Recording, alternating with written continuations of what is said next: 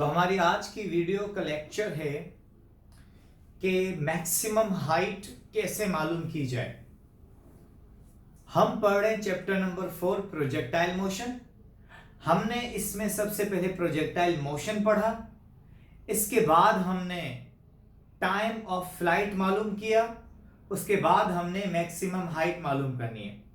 ये question board के लिए बहुत ज्यादा इंपॉर्टेंट है। एंट्री टेस्ट और एंट्रेंस एग्जाम के लिए इसके बहुत ज्यादा एमसीक्यूज आते हैं और मैक्सिमम एमसीक्यूज मैंने इसके अंदर कवर किए हैं। और उसके बाद इसके कॉन्सेप्चुअल क्वेश्चन भी हमें आगे चल के सॉल्व करने हैं। तो हम इसकी डेफिनेशन पढ़ते हैं कि मैक्सिमम हाइट असल में होती क्या है।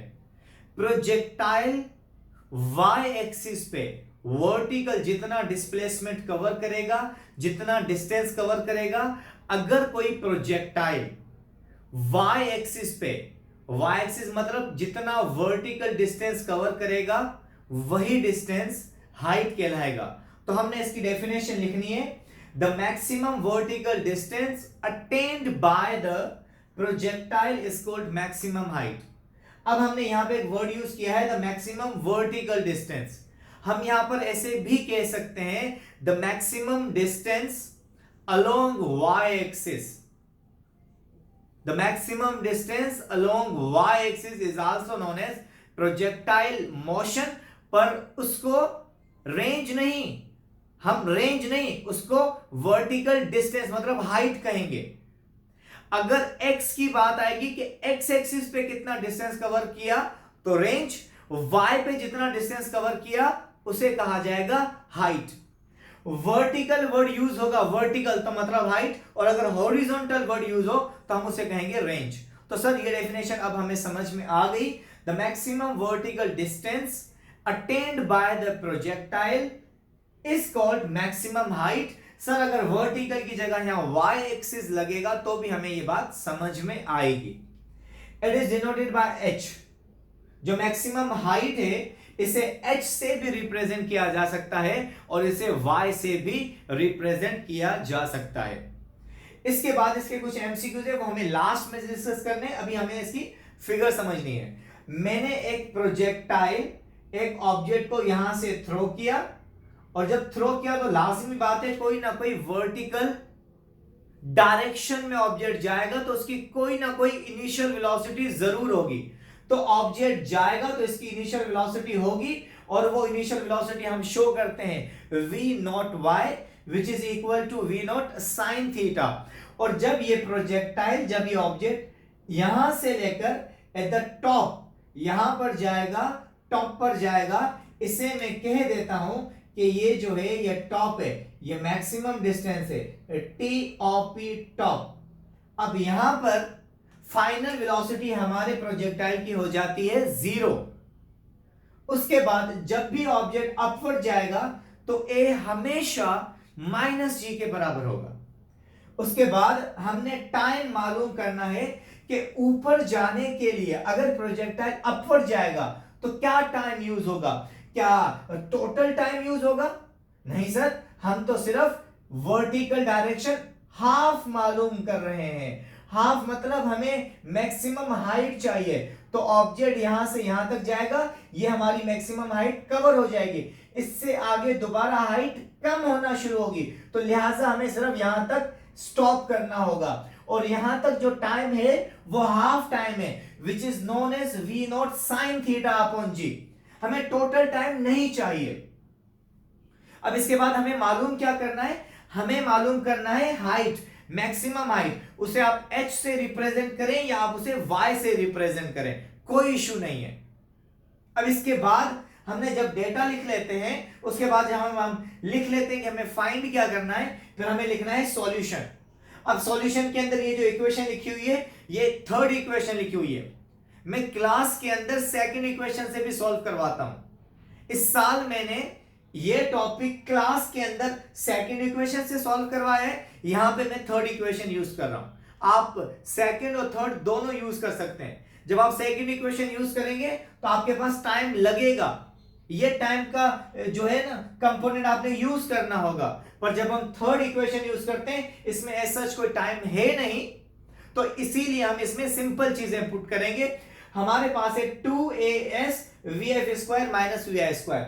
हमने 2 सेम रखा, a मतलब माइनस जी वो हमने डेटा में लिख लिया, s मतलब डिस्टेंस। अब हम हाइट की बात कर रहे हैं तो s को रिप्लेस करेंगे y के साथ। अगर हम रेंज पढ़ रहे होते तो यहां s को रिप्लेस करते x के साथ। उसके बाद हमने कहा कि फाइनल वेलोसिटी v y से रिप्रेजेंट होती है और initial velocity v nought y से रिप्रेजेंट होती है। उसके बाद हमने लिखा माइनस 2gy। उसके बाद हमने फाइनल वेलोसिटी 0 है, माइनस इनिशियल वेलोसिटी हमने y हटा के यहां पे लगाया sin थीटा और स्क्वायर मौजूद है। अब हम क्या करेंगे, ये minus 2gy plus minus minus 2gy is equal to 0 minus v nought y की जगह sin थीटा आएगा। नेक्स्ट स्टेप के अंदर यहां जो हमारे पास माइनस लगा हुआ है ये माइनस हम कैंसिल करेंगे, ये माइनस इस माइनस के साथ कैंसिल होगा, ये टर्म सेम रहेगा, जीरो लिखने की एज सच कोई जरूरत है नहीं। तो ये माइनस का टर्म माइनस आएगा, minus minus cancel, 2gy is equal to v nought का स्क्वायर साइन स्क्वायर थीटा। अब मैं यहां बात आपको क्लियर कर दूं, ये स्क्वायर v नॉट पे भी आएगा, ये स्क्वायर साइन पर भी आएगा। बहुत सारे बच्चे समझते हैं कि ये स्क्वायर थीटा पर आएगा, नहीं, ये स्क्वायर सिर्फ और सिर्फ फंक्शन पे आएगा, थीटा पे नहीं आएगा। तो हमने यहां पे स्क्वायर दे दिया साइन के ऊपर। आगे बढ़ते हैं तो 2gy हमारे पास रहेगा, यहां से रहेगा v not square sine square theta.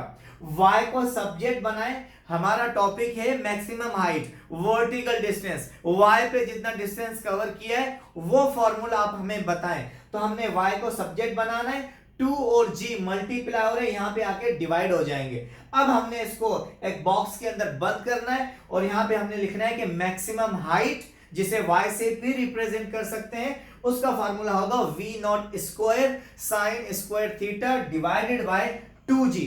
अब यहां से हमारे पास 3 एमसीक्यूज सिंपल बनते हैं कि मैक्सिमम हाइट इन 3 चीजों पे डिपेंड करती है। Maximum height directly proportional to square of the initial velocity, maximum height directly proportional to square of the sine theta, and maximum height directly proportional to या inversely, sir यहां पे directly नहीं लगेगा, यहां पे मैक्सिमम हाइट ग्रेविटी से inverse relation में है। जितनी ज्यादा हमारे पास ग्रेविटेशनल अट्रैक्शन होगी तो बॉडी उतना कम ऊपर जाएगी, मैक्सिमम नहीं जा पाएगी। आप ऑब्जेक्ट को थ्रो करें, जितनी ज्यादा हाइट होगी तो मतलब ग्रेविटी कम थी, और अगर ग्रेविटी कम लग रही होगी तो हाइट ज्यादा, और अगर ग्रेविटी ज्यादा होगी तो हाइट बहुत कम होगी, दोनों आपस में इनवर्स में है। ये तो हुआ यहां तक का काम कंप्लीट। अब कुछ मेन बातें आपने याद रखनी है। अगर आपने मोमेंटम मालूम करना है, पी मीन मोमेंटम, तो मोमेंटम मालूम होगा आपको जब मोमेंटम और कॉस थीटा हम यूज करेंगे। मोमेंटम कैसे मालूम किया जाएगा, एमसीक्यूज आपके पास आएगा प्रोजेक्टाइल मोशन के अंदर। जब ऑब्जेक्ट ऐसे हाइट की तरफ जा रहा हो उसका मोमेंटम कैसे मालूम करेंगे, सिर्फ मास और वेलोसिटी लिखेंगे या मास और वेलोसिटी का कॉस का कंपोनेंट या मास और वेलोसिटी का साइन का कंपोनेंट, हम कहेंगे मास और वेलोसिटी का कॉस का कंपोनेंट। तो मोमेंटम मालूम करना है तो मोमेंटम बराबर होगा momentum multiply by cos theta.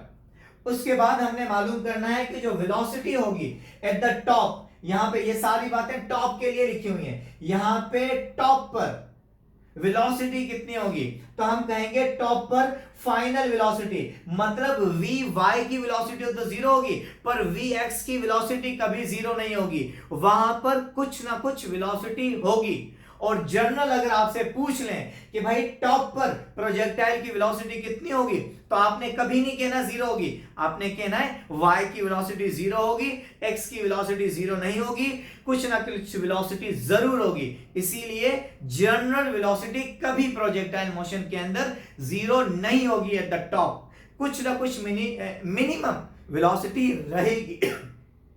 Sorry, अब आगे बढ़ते हैं। वेलोसिटी हमारे पास होगी फाइनल और वो वेलोसिटी होगी सिर्फ और सिर्फ वेलोसिटी x की वजह से, y की वेलोसिटी जीरो होगी। काइनेटिक एनर्जी अगर मालूम करनी हो ऑब्जेक्ट को हम यहां से थ्रो करेंगे, जैसे थ्रो करेंगे तो काइनेटिक एनर्जी कम होती जाएगी और पोटेंशियल एनर्जी बढ़ती जाएगी। तो हमने कहा कि काइनेटिक एनर्जी कितनी होगी, at the top kinetic energy कितनी होगी। अगर यहां टॉप पर आपने काइनेटिक एनर्जी मालूम करनी है तो जो आप ऑब्जेक्ट को फेंक रहे होंगे उस वक्त जो इनिशियल काइनेटिक एनर्जी होगी और cos स्क्वायर थीटा से मालूम होगी। अगर टॉप पर पोटेंशियल एनर्जी मालूम करनी है तो भी जो काइनेटिक एनर्जी आपकी इनिशियल होगी उसको मल्टीप्लाई करना पड़ेगा साइन स्क्वायर थीटा से। ये जैसे के जैसे एमसीक्यूज हैं, ये वैसे के वैसे आपने याद रखने हैं। ऑप्शन के अंदर ये मौजूद होगा कि काइनेटिक एनर्जी कैसे मालूम की जाएगी, initial kinetic energy multiply by cos square theta. Potential कैसे मालूम होगी, initial kinetic energy multiply by sine square theta. Main बात एंगल थीटा। अब यहां से पूछा जाएगा द टॉप पर एंगल कितना होगा, टॉप पर एंगल होगा 90, यहां टॉप पर एंगल होगा 90, पर 90 किसके बिटवीन में, वो 90 होगा v और एक्सेलरेशन के बिटवीन में। कैसे, तवज्जो से बात को समझिएगा। ये हो गया वेलोसिटी का कंपोनेंट और ये हो गया हमारे पास एक्सेलरेशन का कंपोनेंट। ये वेलोसिटी, ये एक्सेलरेशन। वेलोसिटी और एक्सेलरेशन आपस में, वेलोसिटी और एक्सेलरेशन आपस में 90 डिग्री बनाएंगे। उसके बाद वेलोसिटी हमेशा कुछ ना कुछ होगी, वेलोसिटी कभी भी जीरो नहीं होगी, वेलोसिटी मिनिमम टॉप पर जरूर होगी। y की वेलोसिटी जीरो हो जाएगी पर x की वेलोसिटी जीरो नहीं होगी। तो जनरल जो वेलोसिटी है वो कुछ ना कुछ जरूर होगी। उसके बाद आखिरी बात याद रखनी है कि प्रोजेक्टाइल मोशन के अंदर एमसीक्यूज आएगा, प्रोजेक्टाइल मोशन के अंदर एक्सेलरेशन कांस्टेंट होती है, चेंज होती रहती है। तो हम कहेंगे पूरे प्रोजेक्टाइल मोशन के अंदर एक्सेलरेशन हमेशा कांस्टेंट रहती है। नंबर 2, वेलोसिटी हमेशा वेरिएबल, वेलोसिटी वेरी करती रहती है। टॉप पर अलग होती है, पॉइंट ऑफ प्रोजेक्शन पे अलग होगी, कहीं मिड में अलग होगी। तो ये टॉपिक हमने यहां तक याद रखना है। नेक्स्ट क्लास में हम इसको यहीं से कंटिन्यू करेंगे, इसको यहीं तक स्टॉप करें और नेक्स्ट हम यहीं से इसको कंटिन्यू करेंगे। इसके बाद वाले जो है हमारे पास बहुत सारे इसके अच्छे अच्छे कॉन्सेप्ट भी बनते हैं, इसके अच्छे अच्छे कॉन्सेप्ट बनते हैं और वो हमें सारे के सारे पढ़ने हैं। इसका स्क्रीनशॉट लें, नेक्स्ट यहीं से कंटिन्यू करेंगे।